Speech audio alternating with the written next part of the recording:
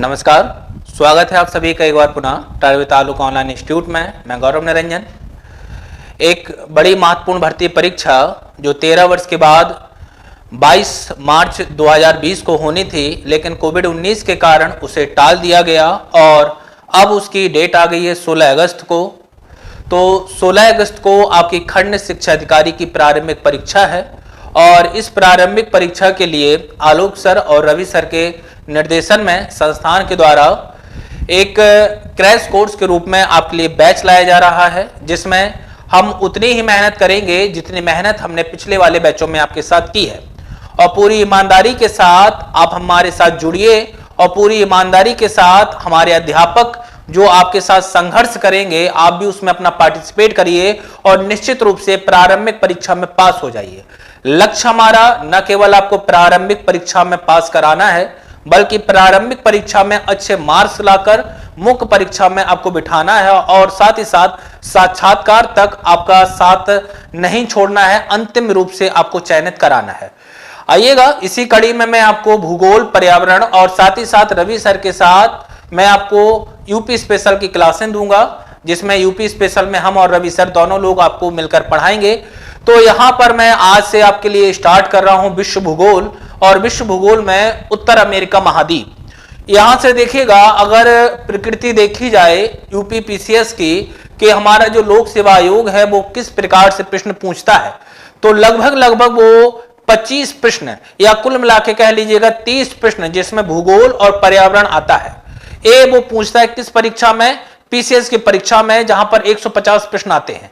लेकिन इस परीक्षा में जहां पर 120 प्रश्न आने हैं, हो सकता है थोड़ा सा मानक इसका कम हो जाए, लेकिन आपको उसी दृष्टिकोण से पढ़ना है। ये एक ऐसा सब्जेक्ट है जिस पर अगर आपने अच्छी मजबूती बना ली तो निश्चित रूप से आपको सफलता मिलेगी और आप अच्छे मार्क्स लाएंगे। उत्तर अमेरिका महाद्वीप हम लोग विश्व भूगोल का वर्णन करेंगे और लगभग यहां से पूरे कॉन्टिनेंट से मिला के लगभग यहां से 5 से 7 क्वेश्चन या 8 क्वेश्चन तक यहां से वो पूछ लेगा आपसे, ठीक ना। तो सबसे पहले अगर हम बात करें अपने महाद्वीपों की, मैं बिल्कुल बेसिक से लेकर चल रहा हूं। आपने हमारे यहाँ पढ़ाई की, किस संस्थान में पढ़ाई की, हमें उससे कोई लेना देना नहीं है। मैं बिल्कुल बेसिक से लेकर चल रहा हूं, बिल्कुल बेसिक से। अगर हम बात करें अपने महाद्वीपों की, तो 7 महाद्वीप हैं, जिसमें से एक महाद्वीप हमारा ऐसा भी है जिस पर मानव जीवन संभव नहीं है, अंटार्कटिका। उसके अलावा कितने बचे? 6 जिन पर मानव जीवन संभव है। तो देखिएगा, सबसे पहले हम ग्लोब को समझ लेते हैं एक बार, ग्लोब में कौन सा महाद्वीप कहां पर है। तो सबसे पहले हम लोग स्मार्ट बोर्ड का उपयोग करते हैं। ये हमारी पृथ्वी अर्थात ग्लोब है और इस ग्लोब पर सबसे पहले हम महाद्वीपों का वर्णन कर लेते हैं कि कौन सा महाद्वीप कहां पर है। तो देखिएगा, अगर हम बात करें ग्लोब की, तो आगे वाली दिशा पूर्व होती है, आगे वाली दिशा पूर्व होती है और पीछे वाली दिशा जो होती है वो पश्चिम होती है। तो अगर हम पश्चिम से बात करें तो यहां पर आपको सबसे पहले ये नॉर्थ अमेरिका है। कौन सा है? नॉर्थ अमेरिका है। ये यहां पर कौन सा महाद्वीप है? ये साउथ अमेरिका हो गया। उसके बाद यहां पर जो महाद्वीप है आपका, इस महाद्वीप का नाम है अफ्रीका। अफ्रीका के बाद यहां पर महाद्वीप हो जाता है आपका यूरोप। यूरोप के बाद यहां पर जो महाद्वीप है, इस महाद्वीप का नाम है एशिया। और एशिया के बाद जो यहां पर महाद्वीप है, इस महाद्वीप का नाम है ऑस्ट्रेलिया। और यहां पर आपका अंटार्कटिका, यहां पर आपका अंटार्कटिका। तो हम अभी इन 6 महाद्वीपों की आपसे चर्चा करते हैं। उत्तर अमेरिका, दक्षिण अमेरिका, अफ्रीका, एशिया, यूरोप और ऑस्ट्रेलिया। इस 6 महाद्वीप हैं, कॉन्टिनेंट हैं, जिनमें कई सारे देश हैं, कई सारी नदियां बहती हैं, कई सारे पर्वत हैं। एक एक से हम इनका अध्ययन करेंगे, ठीक है ना। और हम ऐसे अध्ययन नहीं करेंगे कि एक बार हम आपको पूरे विश्व की नदियां पढ़ा दें या पूरे विश्व के पर्वत पढ़ा दें, नहीं। हम एक कॉन्टिनेंट लेंगे, एक महाद्वीप लेंगे, उस महाद्वीप के सारे देशों को, सारी नदियों को, सारी राजधानियों को, वहां के खनिज संसाधन, वहां की कृषि, वहां की बागवानी, सबको एक साथ लेकर चलेंगे। ऐसे पढ़ने में क्या होता है, ऐसे पढ़ने में मजा भी आता है, रुचि भी बढ़ती है और साथ ही साथ कंसेप्ट क्लियर होते हैं, साथ ही साथ आपके कंसेप्ट क्लियर हो जाते हैं, ठीक ना। आइएगा, दूसरी बात हम समझते हैं कि जो हमारी पृथ्वी है, जो हमारा एक ग्लोब है, इस ग्लोब पर कुछ रेखाएं हैं। यहां पर एक रेखा है जो पृथ्वी को क्षैतिज रूप से 2 भागों में बांट देती है। एक रेखा है जो पृथ्वी को क्षैतिज रूप से 2 भागों में बांट देती है। इस रेखा का जो नाम है, रेखा का नाम है विषुवत रेखा। विषुवत रेखा, और इसी को हम भूमध्य रेखा के नाम से भी जानते हैं। पृथ्वी के बिल्कुल बीचों बीच से गुजरती है, इसलिए इसको एक नाम और दे दिया गया और इसको एक नाम दे दिया गया भूमध्य रेखा। मान इसका 0 डिग्री अक्षांश होता है। इसका मान कितना होता है? तो इसका मान जो है वो 0 डिग्री अक्षांश होता है। ये विषुवत रेखा है। विषुवत रेखा के ऊपर वाले भाग को हम नॉर्थ हेमिस्फीयर उत्तरी गोलार्ध कहते हैं और नीचे वाले भाग को दक्षिणी गोलार्ध साउथ हेमिस्फीयर कहते हैं। इस उत्तरी गोलार्ध में यहां पर एक महत्वपूर्ण अक्षांश रेखा है और इस महत्वपूर्ण अक्षांश रेखा का मान 23.5 डिग्री नॉर्थ है। यहां पर एन हमें संबोधित करता है, एन रिप्रेजेंट करता है नॉर्थ हेमिस्फीयर यानी उत्तरी गोलार्ध को। उसी प्रकार यहां पर एक और रेखा होती है, इसी रेखा का मान है 23.5 डिग्री। अंतर केवल इतना है कि यहां पर ये साउथ है यानी दक्षिणी गोलार्ध में। अगर इसकी बात करें तो ये ट्रॉपिक ऑफ कैंसर है, यानी इस रेखा का नाम कर्क रेखा है जो कि उत्तरी गोलार्ध में है, और जो दक्षिणी गोलार्ध में है इस रेखा का नाम क्या है? तो इस रेखा का नाम है मकर रेखा। एक कर्क रेखा और एक मकर रेखा। अगर आपसे देखिएगा पूछा जाए कर्क रेखा किस गोलार्ध में पाई जाती है? उत्तरी गोलार्ध में। अर्थात जिन देशों से भी कर्क रेखा होकर गुजरेगी वो सभी देश उत्तरी गोलार्ध में होने चाहिए, और जिन देशों से या जिस महाद्वीप से मकर रेखा होकर गुजरेगी वो कहां पर होना चाहिए? मकर रेखा का मान 23.5 डिग्री साउथ होता है, तो ये कहां होनी चाहिए? दक्षिण में होनी चाहिए, दक्षिणी गोलार्ध में होनी चाहिए। कहां पर? दक्षिण या दक्षिणी गोलार्ध में होनी चाहिए, ठीक ना। तो ये 3 रेखाएं हैं। अब हमारा महाद्वीप है, इस महाद्वीप में अगर हम रेखाओं को चिन्हित करें कि कहां पर कौन सी रेखा है, तो देखिएगा यहां पर एक रेखा यहां से गुजरती है। इस रेखा का नाम इक्वेटर है, जो भारत के दक्षिण से होकर गुजर जाती है। ये इक्वेटर क्या है? इक्वेटर यानी विषुवत रेखा। इस इक्वेटर के ऊपर में उत्तरी गोलार्ध है और नीचे दक्षिणी गोलार्ध है। अब देखिएगा यहां पर एक प्रश्न पूछा जाता है, उत्तरी गोलार्ध और दक्षिणी गोलार्ध में से स्थल खंडों की अधिकता। तो देखिएगा उत्तरी गोलार्ध है, यहां पर आपको ज्यादा स्थल खंड दिखाई दे रहे हैं, दक्षिणी गोलार्ध में आपको स्थल खंडों की अधिकता कम दिखाई दे रही है। दूसरा क्वेश्चन आपसे यहीं से पूछता है वो कि बताइएगा वह कौन कौन से महाद्वीप हैं, वह कौन कौन से महाद्वीप हैं जो उत्तरी गोलार्ध में है, और कौन कौन से महाद्वीप हैं जो दक्षिणी गोलार्ध में है? क्या ऐसे भी कोई महाद्वीप हैं जो उत्तर और दक्षिण दोनों गोलार्धों में हो? तो आइएगा इन चीजों को समझते हैं। यहां पर पहले हम रेखाओं को चिन्हित कर लेते हैं। यहां पर देखिएगा यहां पर एक रेखा है जो भारत देश से होकर भी गुजरती है। इसका नाम ट्रॉपिक ऑफ कैंसर यानी कर्क रेखा है। इस प्रकार से जाती है, इस प्रकार ये भारत से जा रही है। और यहां पर एक ट्रॉपिक ऑफ कैप्रिकॉर्न है यानी मकर रेखा है जो इस प्रकार से जा रही है। बीच वाली विषुवत रेखा है उत्तरी गोलार्ध में, यहां पर एक कर्क रेखा है और एक मकर रेखा है। अब अगर मैं कहूं कि बताइएगा कर्क रेखा कौन कौन से महाद्वीपों से होकर गुजरती है, तो देखिएगा कर्क रेखा यानी ये किस महाद्वीप से होकर गुजर रही है? उत्तर अमेरिका महाद्वीप से। किस महाद्वीप से होकर गुजर रही है? अफ्रीका महाद्वीप से। किस महाद्वीप से होकर गुजर रही है? एशिया महाद्वीप से। किस महाद्वीप से? एशिया। अगर मैं कहूं मकर रेखा, तो बताइएगा मकर रेखा किस महाद्वीप से? दक्षिणी अमेरिका से। किस महाद्वीप से? अफ्रीका महाद्वीप से। किस महाद्वीप से? ऑस्ट्रेलिया महाद्वीप से। मैं कहूं कि बताइएगा कि विषुवत रेखा कौन कौन से महाद्वीपों से होकर गुजरती है? देख रहे हैं आप, दक्षिण अमेरिका से, अफ्रीका महाद्वीप से, और यहां पर एशिया महाद्वीप का भाग है, एशिया महाद्वीप से, ठीक है ना। तो क्या बार बार हम ऐसे ही मानचित्र लेके जाएंगे एग्जाम में? नहीं, एग्जामिनेशन हॉल में आपको मानचित्र ले जाने की अनुमति नहीं होती है। इन चीजों को हम एक ट्रिक के माध्यम से, एक फॉर्मूले के माध्यम से हम आपको समझा देते हैं कि कहां पर कौन सी रेखा गुजरती है, कौन सा महाद्वीप उत्तरी गोलार्ध में है, कौन सा महाद्वीप दक्षिणी गोलार्ध में है। देखिएगा यदि किसी महाद्वीप से यदि कर्क रेखा गुजरती है तो वह महाद्वीप उत्तरी गोलार्ध में होना चाहिए, और किसी महाद्वीप से यदि मकर रेखा गुजरती है तो दक्षिणी गोलार्ध में होगा। और यदि किसी महाद्वीप से, और यदि किसी महाद्वीप में या किसी महाद्वीप से विषुवत रेखा गुजरती है, तो विषुवत रेखा यदि किसी महाद्वीप से गुजरती है तो यह महाद्वीप दोनों गोलार्धों में होगा। क्योंकि आप यहां पर देख लीजिएगा ये दक्षिण अमेरिका है, तो यहां पर अगर विषुवत रेखा गुजरती है तो ऊपर वाला ये वाला भाग हो गया उत्तरी गोलार्ध में, और ये संपूर्ण वाला भाग हो गया दक्षिणी गोलार्ध में। यहां पर ये विषुवत रेखा है, ऊपर वाला भाग हो गया ये अफ्रीका का उत्तरी गोलार्ध में और नीचे वाला भाग हो गया दक्षिणी गोलार्ध में।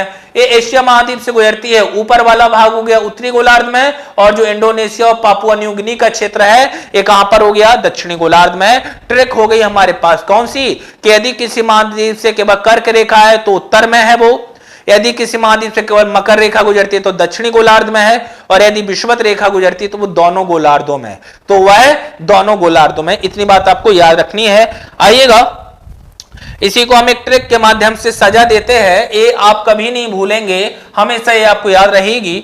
हम महाद्वीपों का घटता हुआ क्रम लिखते हैं, महाद्वीपों का हम घटता हुआ क्रम लिखते हैं। तो महाद्वीपों का यदि घटता हुआ क्रम लिखें तो सबसे बड़ा महाद्वीप जो है विश्व का, वो विश्व का सबसे बड़ा महाद्वीप आपका एशिया हो गया। एशिया के बाद दूसरा सबसे बड़ा महाद्वीप आपका अफ्रीका हो गया, एशिया अफ्रीका। अफ्रीका के बाद कौन सा हो जाता है हमारा उत्तर अमेरिका महाद्वीप है। उत्तर अमेरिका महाद्वीपों का घटता हुआ क्रम लिख रहे हैं। उत्तर अमेरिका के बाद कौन सा महाद्वीप आता है तो दक्षिण अमेरिका है। उत्तर अमेरिका के बाद दक्षिण अमेरिका है। दक्षिण अमेरिका के बाद कौन सा महाद्वीप है तो अंटार्कटिका है, अंटार्कटिका महाद्वीप है। अंटार्कटिका महाद्वीप के बाद कौन सा आता है तो यूरोप महाद्वीप आता है, यूरोप महाद्वीप। और यूरोप महाद्वीप के बाद कौन सा आता है तो यूरोप महाद्वीप के बाद विश्व का सबसे छोटा महाद्वीप आता है, और इस विश्व के सबसे छोटे महाद्वीप का नाम क्या है ऑस्ट्रेलिया। ये हमने महाद्वीपों को घटते हुए क्रम में लगा लिया। अब मैं यहां पर एक ट्रिक लिख रहा हूं, और ट्रिक इस प्रकार लिख रहा हूं, मौसम है आम का, तो मैंने यहां पर 3 बार मैंने आम लिखा। अंटार्कटिका पर मानव जीवन संभव नहीं है तो यहां पर हम आम नहीं लिखेंगे, और फिर से हमने यहां पर आ और यहां पर क्या लिख दिया मा, ठीक ना। उसके बाद इस आम को जो व्यक्ति खाएगा उस व्यक्ति का नाम कवि है, तो हमने ऐसे 3 अगर आम है तो 3 क्या होने चाहिए तो 3 कवि होने चाहिए, तो हमने इस प्रकार कवि लिख दिया। इस प्रकार हमने एक बार आम लिखा, आम आम आम, और एक बार कवि कवि कवि। तो यहां पर जो का है, इस का अर्थ है ट्रॉपिक ऑफ कैंसर यानी कर्क रेखा। इस का अर्थ क्या है कर्क रेखा। मां जो है इस मां का अर्थ क्या है तो मां का अर्थ है मकर रेखा। का अर्थ कर्क रेखा, मां का अर्थ मकर रेखा। जो वी है इस वी का अर्थ क्या है तो इस वी का अर्थ है विषुवत रेखा। वी का अर्थ क्या है तो वी का अर्थ है विषुवत रेखा। और आ जो है आ का अर्थ क्या है तो आ का अर्थ है आर्कटिक वृत्त। आ का अर्थ क्या है आर्कटिक वृत्त। और आर्कटिक वृत्त जो होता है, आर्कटिक वृत्त का मान 6.5 डिग्री नॉर्थ होता है। कितना होता है 6.5 डिग्री नॉर्थ। आप देख लीजिएगा, कोई भी महाद्वीप दिया जाए तुरंत बता देंगे। बताइए एशिया महाद्वीप, देखिएगा विषुवत रेखा गुजर रही है, दोनों महाद्वीपों में होगा। अब आपसे ये भी पूछ सकता है कि एशिया महाद्वीप से कौन कौन सी रेखाएं गुजर रही होंगी। आपको आ याद नहीं रखना है, सेंटेंस या ट्रिक बनाने के लिए इसका हमने उपयोग किया है। अफ्रीका महाद्वीप विश्व का एकमात्र ऐसा महाद्वीप है जिससे होकर तीनों महत्वपूर्ण रेखाएं कर्क रेखा, विषुवत रेखा, मकर रेखा गुजरती है। देखिएगा ये बात मैंने भी लिखी है, अफ्रीका महाद्वीप, मकर, कर्क और विषुवत, ठीक ना।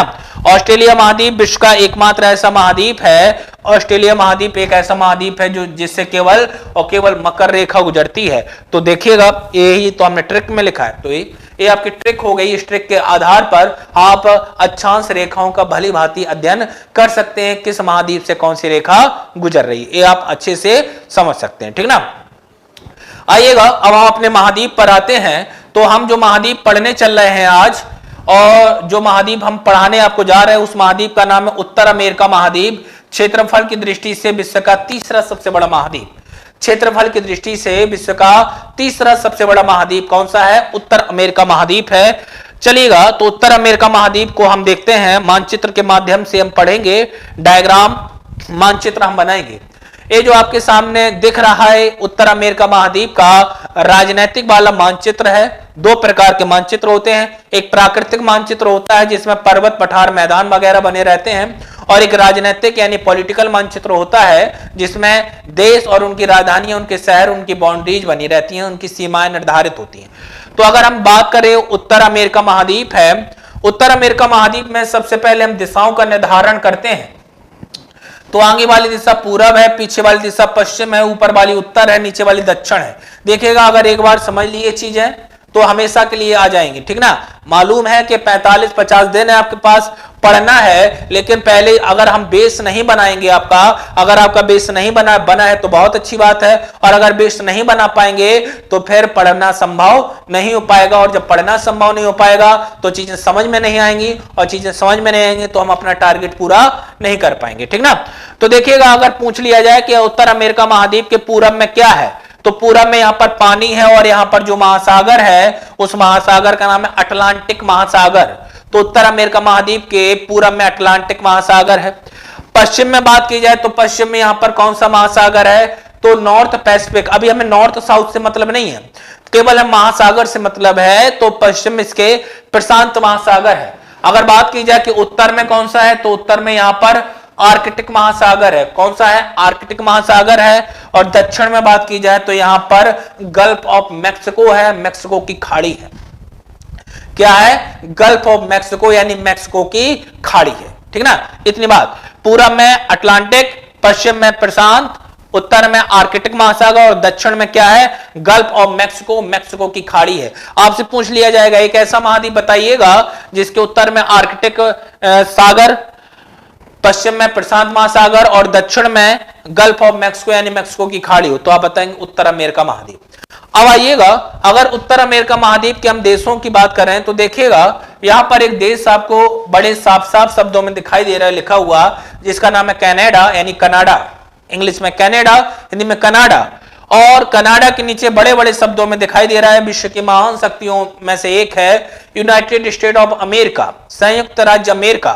तो कनाडा और संयुक्त राज्य अमेरिका दिख रहे हैं। यहां पर एक छोटा सा, इनकी अपेक्षा छोटा सा एक देश दिख रहा है जिसका नाम है मैक्सिको। कौन सा है, मैक्सिको। और मैक्सिको के नीचे यहां पर छोटे छोटे से कुछ देश हैं, जैसे ग्वाटेमाला है, बेलीज है, ग्वाटेमाला है, बेलीज है, होंडुरास है, ठीक ना, एल सल्वाडोर है, निकारागुआ है, पनामा है। तो ये छोटे छोटे से देश हैं यहां पर, ठीक ना।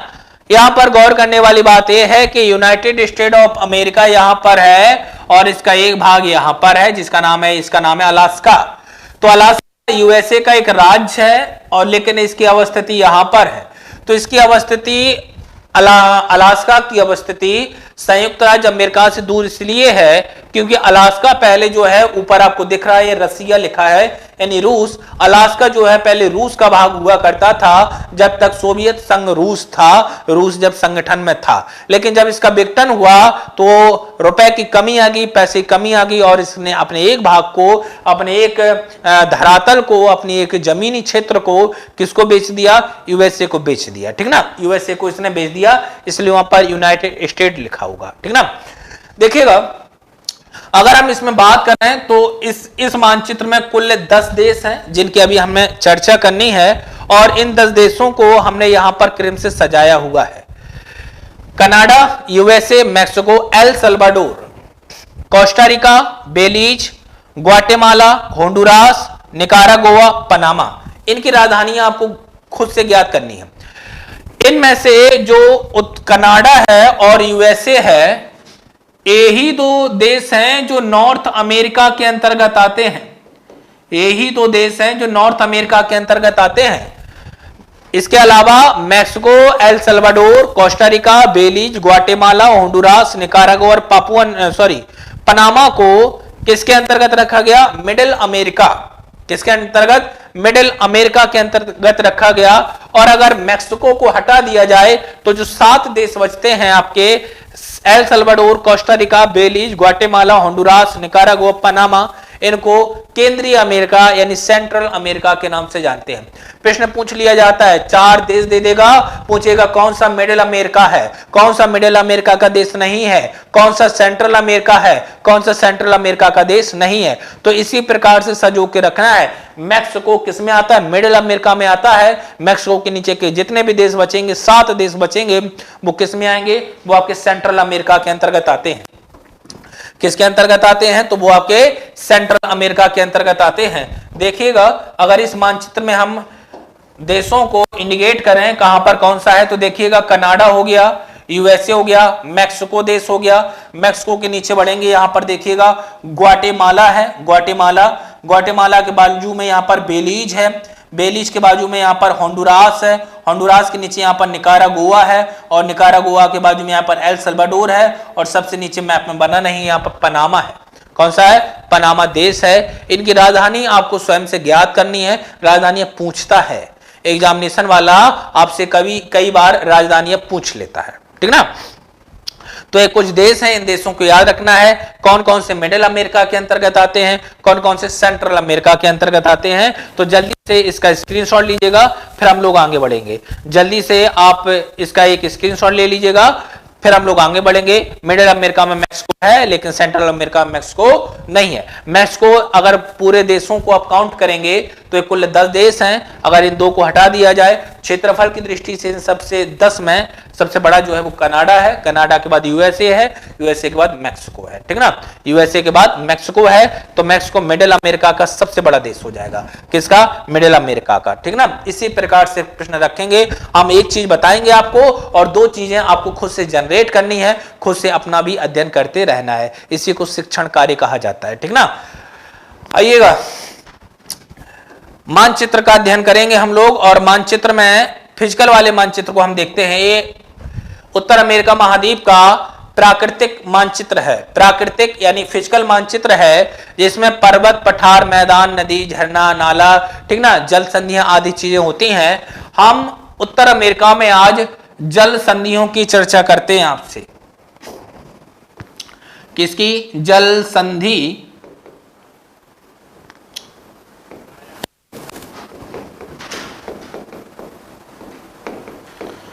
Water straight. अगर हम बात करें जल संधि की, तो जल संधि की पहली बात तो यह है कि जल संधि किसे कहते हैं। तो जल का एक ऐसा सकरा भाग, जल का एक ऐसा सकरा भाग, जल का एक ऐसा सकरा भाग जो 2 स्थल खंडों को, जो 2 स्थल खंडों को अलग करता है, जो 2 स्थल खंडों को अलग करता है, एवं 2 जलराशियों को आपस में जोड़ता है।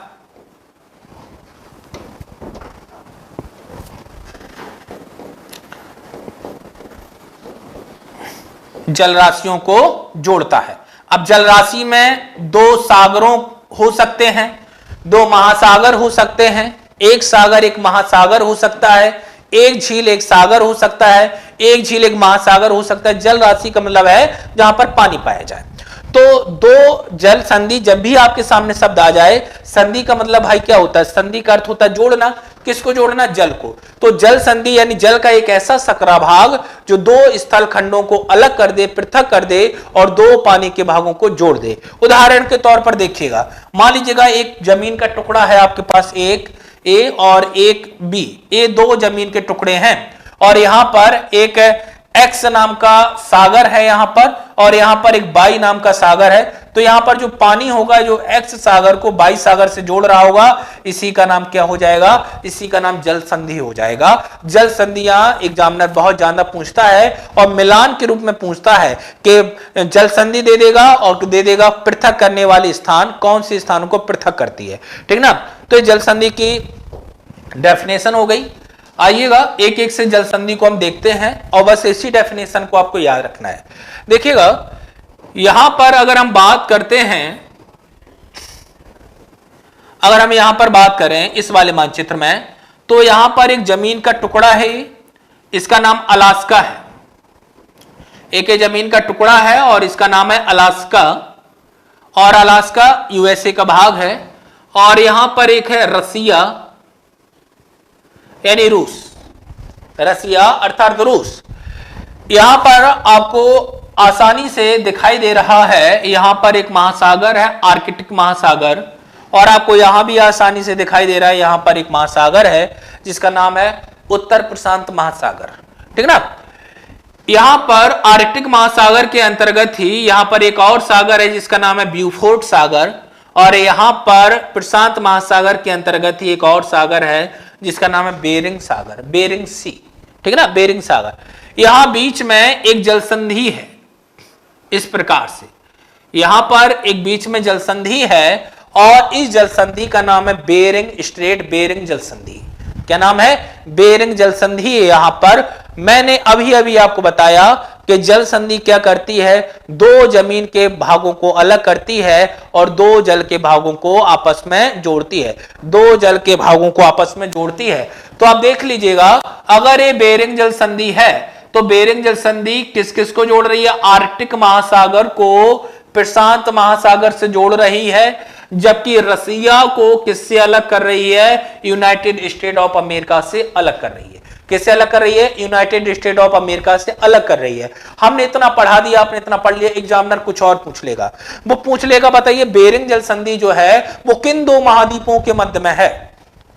बेरिंग जल संधि है वह किन दो महाद्वीपों के मध्य में है? तो आप जानते हैं बखूबी, रसिया जो है वो दो महाद्वीपों के अंतर्गत पड़ता है, एक तो यूरोप महाद्वीप और एशिया महाद्वीप। लेकिन एशिया महाद्वीप में जो रूस का भाग है, उस रूस के भाग को हम साइबेरिया के नाम से जानते हैं और ये साइबेरिया ही है। अर्थात ऊपर हो गया एशिया महाद्वीप और नीचे कौन सा महाद्वीप हो गया?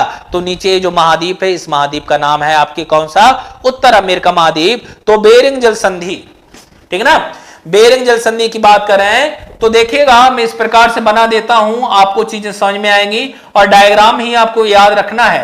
यहां पर एक कौन सा देश हो गया? रूस। और रूस एक किस महाद्वीप का भाग है? यहां पर एशिया का, यानी साइबेरिया वाला भाग है। और यहां पर अलास्का हो गया।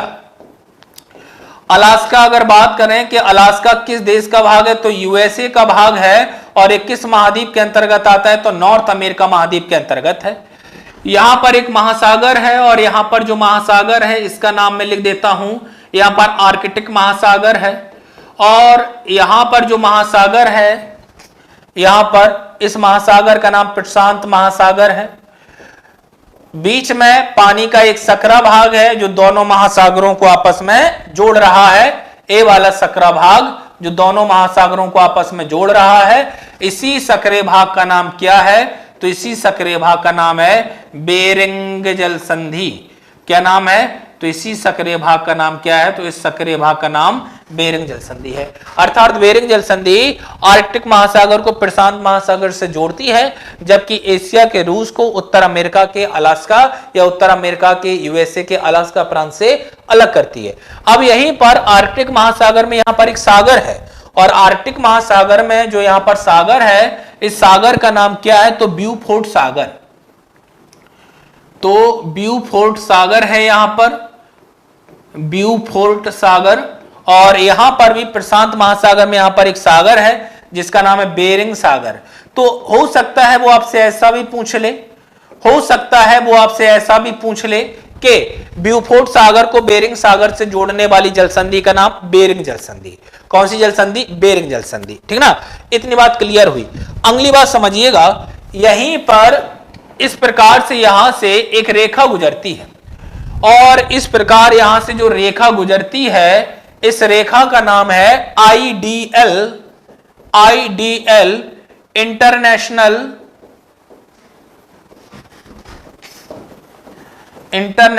Date line, international date line, अंतरराष्ट्रीय तिथि रेखा।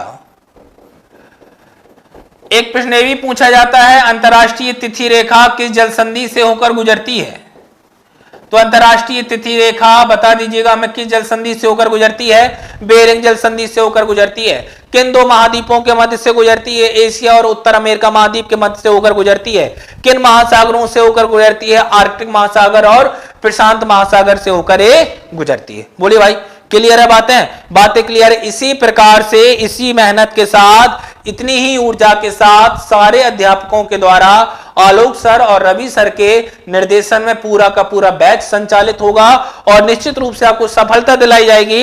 आपको बस एक छोटा सा कार्य करना है। ये जो 45 दिन का टारगेट क्रैश कोर्स है खंड शिक्षा अधिकारी 2020 के लिए, इसके लिए ज्वाइन करने के लिए आपको इस नंबर पर व्हाट्सएप करना है। एंट्री बीईओ लिखकर, एंट्री बीईओ लिखकर इस नंबर पर आपको क्या कर देना है? केवल व्हाट्सएप कर देना है। हमारी टीम टीम आपसे कांटेक्ट करेगी, आपको पूरी की पूरी एडमिशन प्रक्रिया बता दी जाएगी, ठीक ना। चलिएगा आगे देखते हैं। एक जल संधि अभी तक हमने पढ़ी है, अब दूसरी जल संधि की ओर बढ़ते हैं हम। जल्दी से इसका स्क्रीनशॉट लीजिएगा, फिर हम लोग दूसरी जल संधि देखेंगे, ठीक ना। मिटा देता हूं मैं। यहां देखिएगा, यहां पर एक द्वीप दिखाई दे रहा है आपको। द्वीप एक हमारे सामने नया शब्द आया, आइसलैंड द्वीप। जमीन का एक ऐसा भूभाग जिसके चारों ओर जल हो, जमीन का एक ऐसा भूभाग जिसके चारों ओर जल हो, उसको हम द्वीप कहते हैं। जमीन का एक ऐसा भूभाग जिसके चारों ओर जल हो, उसको हम द्वीप कहते हैं। ग्रीनलैंड के नीचे आपको साफ साफ लिखा दिख रहा है, डेनमार्क लिखा है, अर्थात ग्रीनलैंड द्वीप पर डेनमार्क देश का अधिकार है और यह विश्व का सबसे बड़ा द्वीप है। तो यहां पर ग्रीनलैंड द्वीप हो गया। ग्रीनलैंड द्वीप के बाद यहां पर जो ग्रीन कलर से दिख रहा है, एक कनाडा है, कनाडा देश है, और कनाडा का यहां पर एक द्वीप है जिसका नाम है बेफिन आइसलैंड, बेफिन द्वीप। तो यहां पर एक द्वीप है ग्रीनलैंड और यहां पर एक द्वीप है बेफिन द्वीप। यहां पर एक सागर है लैब्राडोर सागर और यहां पर एक खाड़ी है बेफिन की खाड़ी। कौन सी खाड़ी है? बेफिन की खाड़ी। इनके मध्य में यहां पर एक जल संधि है और इनके मध्य में जो यहां पर जल संधि है, इस जल संधि का नाम है डेविस जल संधि। जल संधि का नाम क्या है? तो इस जल संधि का नाम है डेविस जल संधि। तो यहां पर एक द्वीप है और इस द्वीप का नाम क्या है? ग्रीनलैंड है। कनाडा का एक यहां पर द्वीप है और कनाडा का यहां पर जो द्वीप है इसका नाम बेफिन द्वीप है, बेफिन द्वीप है। यहां पर एक खाड़ी है और यहां पर जो खाड़ी है बेफिन की खाड़ी है। कौन सी खाड़ी है? बेफिन की खाड़ी है। और नीचे यहां पर एक सागर है जिसका नाम है लैब्राडोर सागर। आपको ऐसे ही डायग्राम बनाकर याद करना है।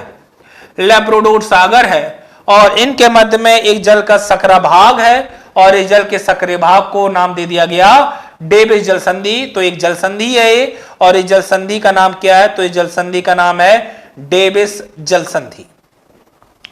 जल संधि का नाम क्या है? तो इस जल संधि का नाम है डेविस जल संधि। और डेविस जल संधि जो है यह विश्व की सबसे चौड़ी जल संधि है, विश्व की सबसे चौड़ी जल संधि।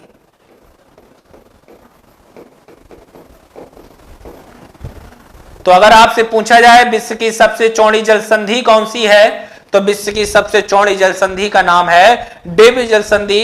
किस किस को अलग करती है? ग्रीनलैंड द्वीप को बेफिन द्वीप से अलग करती है। ग्रीनलैंड पर किस देश का अधिकार है? तो डेनमार्क देश का अधिकार है। और बेफिन द्वीप किसका अंग है? तो बेफिन द्वीप जो है वो कनाडा देश का भाग है। देखिएगा इसी प्रकार से तैयारी करनी है। इस प्रकार से अगर तैयारी करेंगे तो मेरा वादा है आपसे, दावा है आपसे, एक भी प्रश्न आपके गलत नहीं होंगे। परीक्षा में आप सटीक आंसर कर आएंगे, ठीक ना। जल्दी से स्क्रीनशॉट लीजिएगा, हम लोग दूसरी जल संधि की ओर बढ़ेंगे, ठीक ना। देखिएगा इसको मैं मिटा देता हूं, ठीक है। अगला देखिएगा, यहां पर एक बेफिन आइसलैंड हो गया, यहां पर लैब्राडोर सागर हो गया, यहां पर एक खाड़ी है हडसन की खाड़ी, हडसन बे, हडसन की खाड़ी है और यहां पर एक जल संधि है ऐसी, इस प्रकार से यहां पर एक जल संधि है और यहां पर जो जल संधि है, जल संधि का नाम भी खाड़ी के नाम पर है, हडसन, हडसन जल संधि। कौन सी जल संधि है? हडसन जल संधि है। देखिएगा मैं इसी प्रकार हूबहू आकृति बना देता हूं। ये आपका बेफिन द्वीप है, यहां पर आपका द्वीप हो गया बेफिन, ये आपका बेफिन द्वीप है। यहां पर आपका कनाडा देश है, इस प्रकार से ये आपका कनाडा हो गया, ठीक ना। ये आपका कनाडा हो गया, इस प्रकार से पूरा ये आपका कनाडा है। यहां पर एक खाड़ी है और यहां पर जो खाड़ी है इस खाड़ी का नाम है हडसन, हडसन की खाड़ी। कौन सी खाड़ी है? तो यहां पर एक खाड़ी है हडसन की खाड़ी और यहां पर एक सागर है और इस सागर का नाम है लैब्राडोर सागर। इस सागर का नाम क्या है? तो यहां पर जो सागर है इस सागर का नाम है लैब्राडोर सागर और इनके बीच में यहां पर एक जल संधि है, यहां पर ए जल संधि रही, ए, ठीक है ना। ए या इस प्रकार बनाते हैं, ऐसी जल संधि है। इस जल संधि का नाम है हडसन जल संधि, हडसन हडसन जल संधि। कौन सी जल संधि है? तो यहां पर एक जल संधि है जिसका नाम है हडसन जल संधि। तो हडसन जल संधि है, यह क्या कर रही है? हडसन जल संधि हडसन की खाड़ी को लैब्राडोर सागर से जोड़ती है, जबकि बेफिन द्वीप को किस देश से अलग कर रही है? कौन सा देश है यहाँ पर? ये पूरा का पूरा ये कनाडा देश। कौन सा देश यहाँ पे पूरा आपको देख सकते हैं? कौन सा देश है? कनाडा देश। तो कनाडा देश से क्या कर रही है? कनाडा देश से अलग कर रही है। कौन सी? तो हडसन जल संधि, ठीक है ना? हडसन जल संधि यहां पर, ठीक ना? अच्छे से आपको याद रखना है, अच्छे से चीजें याद रखनी, ठीक ना? चलेगा, जल्दी से बनाइएगा, हम नेक्स्ट आगे बढ़ते हैं।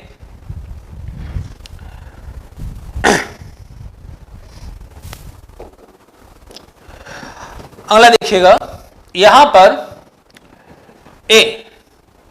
यहां पर एक द्वीप है, ये न्यू फाउंडलैंड द्वीप। कई बार पूछा गया है न्यू फाउंडलैंड द्वीप किस देश के अंतर्गत आता है? कनाडा देश के अंतर्गत आता है, पहला प्रश्न। दूसरा, किस महासागर में है? कौन सा महासागर है भैया ये? तो ये भैया नॉर्थ अटलांटिक महासागर यानी अटलांटिक महासागर में है। किस महासागर में है? अटलांटिक महासागर में है, ठीक ना? तो देखिएगा, ये न्यू फाउंडलैंड द्वीप हो गया, और यहां पर ये पूरा का पूरा कौन सा देश है? तो यहां पर एक देश जो है इसका नाम है कनाडा। यहां पर हम बना देते हैं, यहां पर हम बना देते हैं, देखिएगा, समझिएगा। यहां पर एक देश है, और यहां पर जो देश है, इस देश का नाम है कनाडा है, और यहां पर एक द्वीप है, और इस द्वीप का नाम है न्यू फाउंडलैंड द्वीप। न्यू फाउंडलैंड द्वीप है यहां पर, ठीक ना? उसके ऊपर यहां पर एक सागर है, और यहां पर एक जो सागर है ऊपर, सागर का नाम भी लिख दे रहे हैं, लैब्राडोर सागर है। यहां पर इनके ऊपर एक सागर है, लैब्राडोर सागर है, और नीचे अगर बात करें तो सेंट लॉरेंस की खाड़ी है। कौन सी खाड़ी है? सेंट लॉरेंस की खाड़ी है, यहां पर सेंट लॉरेंस की खाड़ी है। इनके मध्य में जो जल का सकरा भाग है, अर्थात इसकी बात हो रही है, जो जल का ये सकरा भाग है, यह भी एक जल संधि का उदाहरण है। और अगर हम बात करें कि ये कौन सी जल संधि है, तो बेल आइल जल संधि है। ये कौन सी है?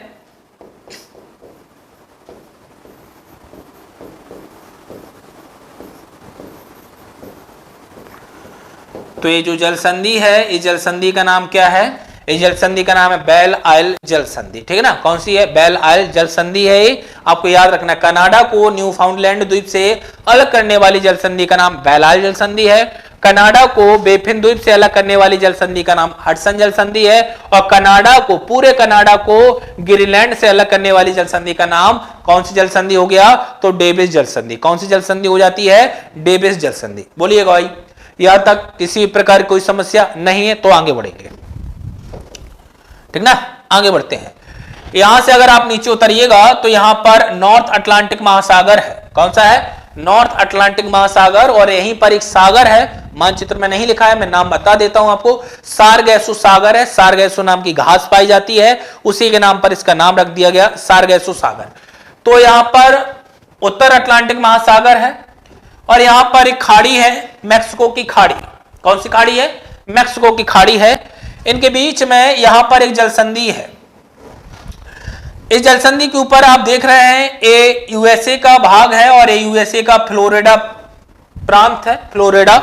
और नीचे यहां पर एक देश है जिसका नाम क्यूबा है। अर्थात इसको हम इस प्रकार बना लेते हैं,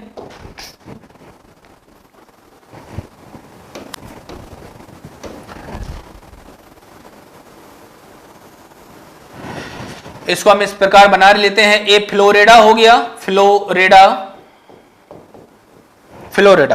फ्लोरिडा के नीचे यहां पर एक देश है, और इस देश का नाम क्या है? तो इस देश का नाम है क्यूबा। कौन सा देश है? क्यूबा। यहां पर एक सागर है या महासागर है, इस महासागर का नाम है अटलांटिक महासागर। इस महासागर का नाम क्या है? तो अटलांटिक महासागर है। और अटलांटिक महासागर में एक घास पाई जाती है, सारगैसो। तो यहां पर सारगैसो या सारगासो सागर है यहां पर, ठीक ना? और यहां पर इस प्रकार से अगर इसको पूरा बनाया जाए, ठीक ना, तो इस प्रकार से ऐसा, तो यहां पर एक खाड़ी है, और यहां पर खाड़ी है मैक्सिको की खाड़ी। कौन सी खाड़ी है? तो यहां पर जो है, यहां पर मैक्सिको की खाड़ी है। इनके बीच में यहां पर एक चैनल है या एक जलसंधि है यहां पर, और ये जो जलसंधि है, ये जलसंधि का नाम है फ्लोरिडा जलसंधि। फ्लोरिडा जलसंधि है, यहां पर आप मानचित्र में देख सकते हैं फ्लोरिडा जलसंधि। तो फ्लोरिडा जलसंधि किस किस को जोड़ती है? देख लीजिएगा, अटलांटिक महासागर या सार्गेसो सागर को मैक्सिको की खाड़ी से जोड़ती है, जबकि फ्लोरिडा प्रांत को किससे अलग करती है? क्यूबा से। फ्लोरिडा प्रांत जो है वो किसके अंतर्गत आता है? यूएसए के। तो हम कह सकते हैं यूएसए को किससे अलग कर देती है? तो यूएसए को ये क्यूबा देश से अलग कर देती है। कौन सी? तो जलसंधि का नाम फ्लोरिडा जलसंधि। उसके बाद अगर मानचित्र आपके सामने लिखा है, देखिएगा, अगर इस प्रकार हम इसको ऐसा बढ़ा दें आगे, ऐसा पूरा, तो ऐसा है, ये पूरा का पूरा यहां से मैक्सिको है, मैक्सिको, ठीक है ना, मैक्सिको है। और मैक्सिको के बाजू में यहां पर क्यूबा है, और क्यूबा के नीचे आप यहां पर देखिएगा एक सागर है, और यहां पर जो सागर है, इस सागर का नाम है यहां पर कैरेबियन सागर, कैरेबियन सागर, कैरेबियन सी, कैरेबियन सागर। तो यदि आप अटलांटिक महासागर से फ्लोरिडा जलसंधि के द्वारा मैक्सिको की खाड़ी आ गए, और यदि आप मैक्सिको की खाड़ी से कैरेबियन सागर जाना चाहते हैं, तो यहां पर एक चैनल है या एक जलसंधि है जिसको आपको पार करना होगा, और यहां पर जो चैनल या जो जलसंधि है, ये जलसंधि का नाम है युकाटान चैनल या युकाटान जलसंधि, युकाटान चैनल या युकाटान जलसंधि, ठीक ना।